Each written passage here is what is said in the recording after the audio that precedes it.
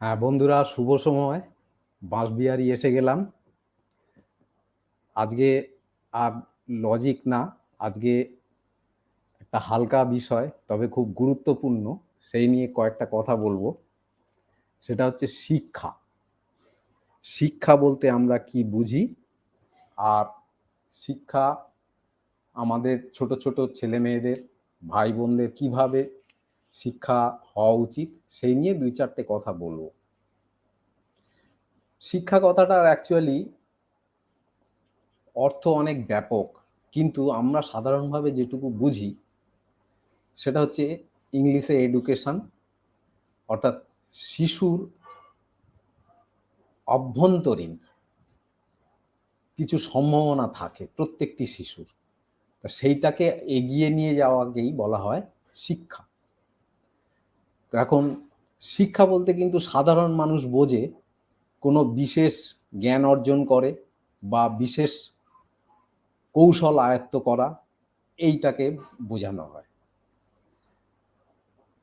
আসলে আদিম মানুষ তার প্রাচীন যুগে তার পিতা বা সমাজের বয়স্কদের থেকে কি করে পশু শিকার করতে হয়, কেমন করে পাহাড়ের গায়ে গুহা বানাতে হয়, কুটির বাঁধতে হয় গাছপালা দিয়ে, কিভাবে শাক সবজি ফলমূল দিয়ে চিকিৎসা করতে হয়, এই হচ্ছে গিয়ে তখনকার দিনের শিক্ষা। সেইভাবে শিক্ষা বিবর্তিত হতে হতে ক্রমশ তারা আইনের ব্যাখ্যা করতে শিখলো, আইন লাভ করলো, তখন আমরা বলি সে শিক্ষিত হচ্ছে।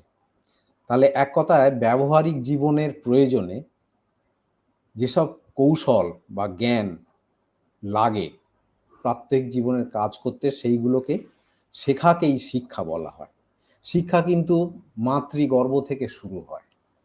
কিভাবে না, একটা ভ্রূণ সেও মাতৃগর্ভ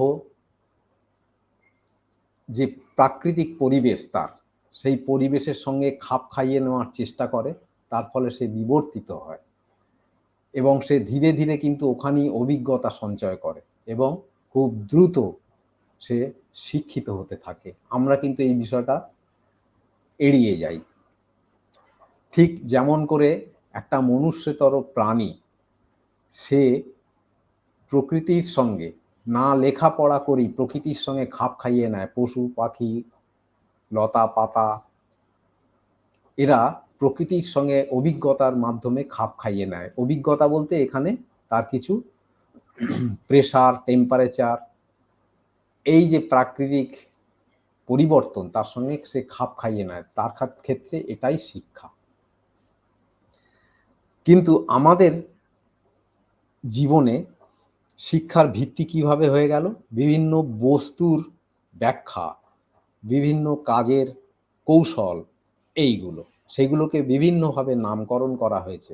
কোনোটাকে বলা হয়েছে সাহিত্য, কোনোটা বিজ্ঞান, কোনোটা চিকিৎসাবিদ্যা, কোনোটা যন্ত্রবিদ্যা, কোনোটা আইন, কোনোটা ভাস্কর্য, এইসব নানা নাম দেয়া হয়েছে। এবং বিভিন্ন স্কুল, কলেজ ও বিশ্ববিদ্যালয়ে এদের বিশেষজ্ঞ শিক্ষকের মাধ্যমে আমাদের সেগুলো শিক্ষা দেয়া হয়েছে। কিন্তু মজার বিষয় হচ্ছে কি, এই যে শিক্ষার জায়গাগুলো, এখানে সব কোনো দেশের আইন অনুযায়ী সেই শিক্ষার ব্যবস্থা করা হয়। অর্থাৎ কোনো দেশ যেমন চাইবে যে তার প্রজারা, তার অধিবাসীরা কীরকমভাবে গড়ে উঠবে, সে সেইভাবে তার শিক্ষা ব্যবস্থায় প্রচলন করে। তো কোনো একটা বিশেষ বিদ্যার পারদর্শিতা অর্জন করাটাই কিন্তু প্রকৃত শিক্ষা নয়। তার কারণ হচ্ছে ওই যে প্রথমে বললাম, প্রত্যেকটা শিশুর ভিতরে একটা সম্ভাবনা থাকে, সেই সম্ভাবনাটাকে জাগিয়ে তোলা, এগিয়ে নিয়ে যাওয়াটাই হচ্ছে শিক্ষা। তো আমরা শিক্ষার মোটামুটি গোটা কয়েক বৈশিষ্ট্য আছে, আমরা সেটা একটু সহজে আলোচনা করে নিলেই শিক্ষাটা বোঝা যাবে। তো প্রথমে দেখব, আমরা বিদ্যালয়ে যখন ভর্তি হই, আমরা বিদ্যালয়ে কোনো অর্জিত যে জ্ঞান, সেইটা কি ধরনের হবে না স্কুলে ভর্তি হলেই আমরা শিক্ষিত হচ্ছি এমনটা নয়, কারণ স্কুলে আমাকে কিছু কৌশল শেখানো হচ্ছে এবং স্কুলে মাস্টারমশাইরা বলে যাচ্ছেন, ছাত্ররা শুনে যাচ্ছে, লিখে যাচ্ছে। অর্থাৎ এটা একটা এমন একটা পদ্ধতি যেন কোনো একটা রাস্তার কলের তলায় কলসি দিয়ে দিলে যেমন হয় ঠিক তেমন। কল থেকে জল পড়ছে, কলসিটা জল নেওয়া ছাড়া আর কোনো গতি নেই। এই স্কুলগুলোতে দেখবেন লক্ষ্য করে ঠিক এই রকম মাস্টারমশাই বলে যাচ্ছেন, ছাত্ররা কে শুনলো কে শুনলো না, কে লিখছে কে লিখছে না, শুধুমাত্র এই প্রক্রিয়াটা চলছে। অর্থাৎ এটা একমুখী প্রক্রিয়া, কিন্তু শিক্ষা হওয়া উচিত দ্বিমুখী। অর্থাৎ ছাত্ররা প্রশ্ন করবে, শিক্ষক তার ওই জিজ্ঞাসাকে নিরসন করবে, জিজ্ঞাসাকে পরিতৃপ্ত করবে, তবে হবে সেই ছাত্রের প্রকৃত শিক্ষা। এটা একটা পদ্ধতি। তা না করে আমরা ওই সিলেবাস অনুযায়ী গভর্নমেন্ট যা যা শিক্ষানীতিতে যা যা আছে সেইগুলো পড়িয়ে যাচ্ছে, সিলেবাস কভার করে দিচ্ছে, দিয়ে diploma degree, graduation, master degree ইত্যাদি সব দিয়ে তাকে আমরা বলছি উচ্চ শিক্ষিত। তাহলে আমরা দেখলাম যে সংকীর্ণ অর্থে শিক্ষক শিক্ষিকার মধ্যে একটা নিছক দাতা গ্রহিতা, শিক্ষক দিচ্ছেন, শিক্ষার্থী বা ছাত্র নিচ্ছে, দাতা গ্রহিতার সম্পর্ক তা কিন্তু নয়। শিক্ষক তার মননের মাধ্যমে, তার প্রচেষ্টার মাধ্যমে কত সহজ করে কোনো একটা বিষয়ের জ্ঞান ছাত্রছাত্রীর মধ্যে হস্তান্তর করবে, এটাই হচ্ছে শিক্ষানীতির মধ্যে আসা উচিত। শিক্ষা সম্পূর্ণ পরিবর্তনশীল। শিক্ষাকে আগেকার দিনে অপরিবর্তনীয় ধরা হতো, এমনকি এখনো অনেক দেশ আছে যারা এই নির্দিষ্ট শিক্ষার বাইরে কোনো শিক্ষা গ্রহণ করা যাবে না, অর্থাৎ এই বই ছাড়া ওই বই পড়া যাবে না।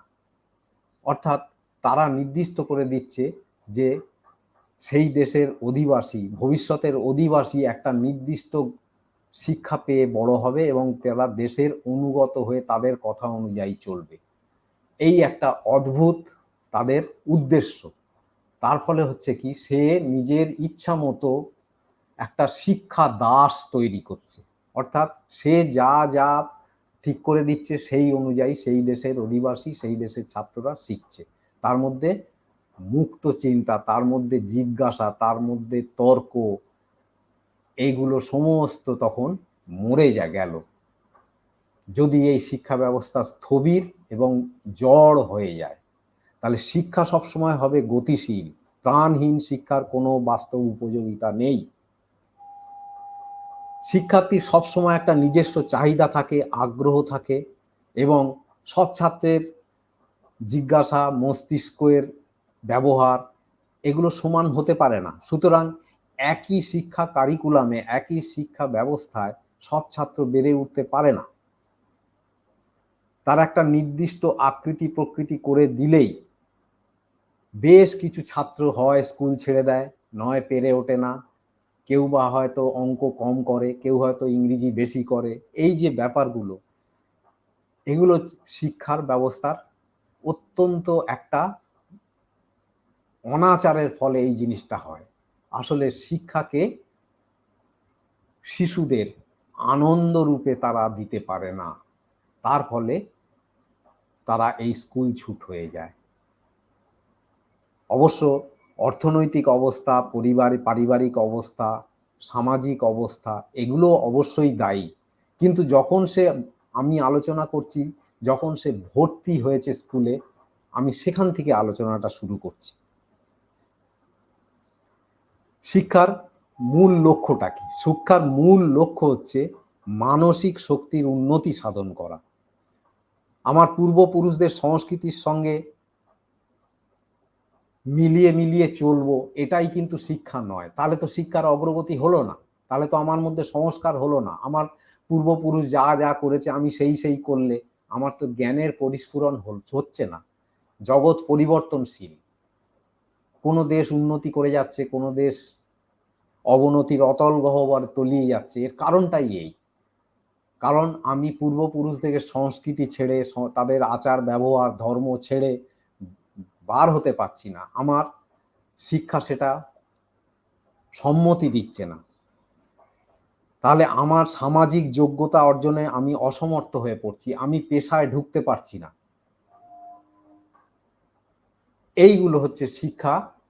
আমার আগামী অধিবাসীদের গড়ে তোলা হচ্ছে শিক্ষানীতি হওয়া উচিত, যে যুগের সঙ্গে তাল মিলিয়ে আমি আমার ভবিষ্যৎ দেশবাসীকে গড়ে তুলব। তার জন্যে আধুনিক শিক্ষা ব্যবস্থার অবশ্যই আমাকে শরণাপন্ন হতে হবে। শিক্ষা হচ্ছে জীবনব্যাপী। অনেকে বলেন যে বয়স হয়ে গেছে আর পড়াশোনায় মন লাগে না, এটা সম্পূর্ণ মিথ্যা কথা।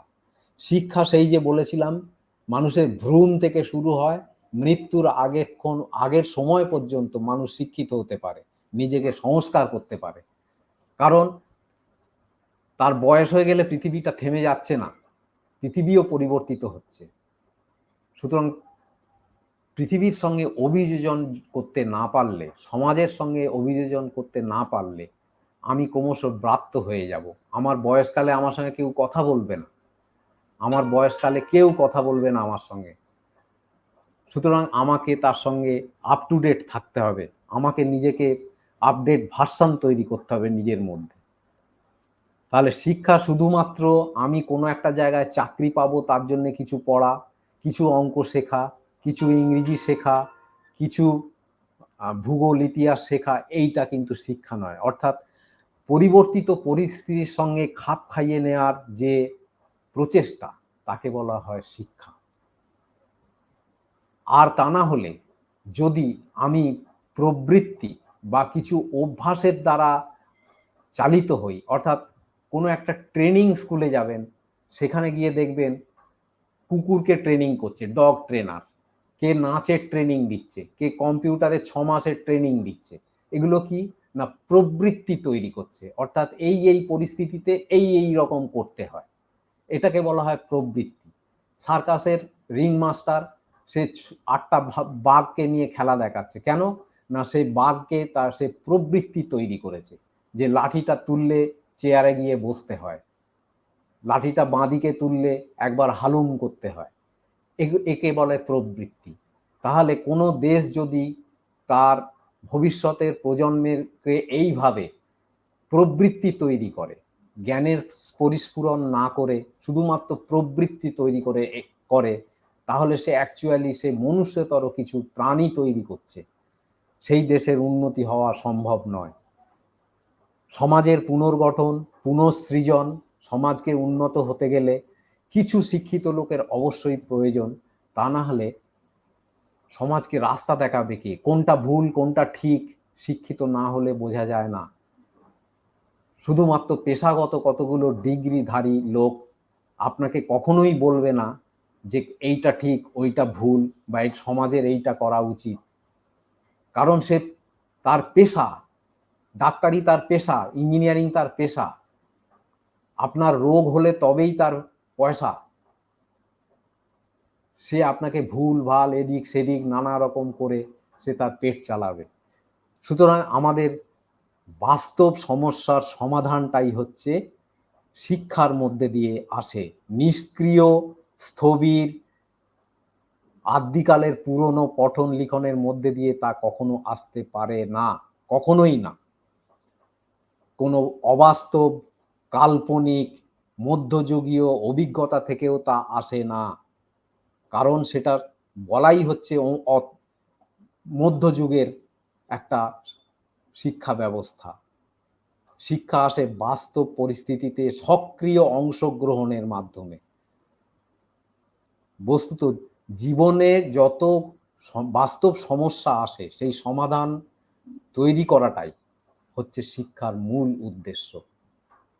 সুতরাং বন্ধুরা, নিজের আশেপাশে সমাজে বা নিজের বাড়ির শিশুদের প্রকৃত শিক্ষা দান করুন, ডাইনামিক অর্থাৎ গতিশীল শিক্ষা দান করুন, তাদের আনন্দের মধ্যে রাখুন। তার কারণ হচ্ছে শিক্ষা কিন্তু মানুষকে আনন্দ দেয়। ধন্যবাদ, আজকে এই অবধি থাক, আবার নতুন কিছু কথা নিয়ে হাজির হব।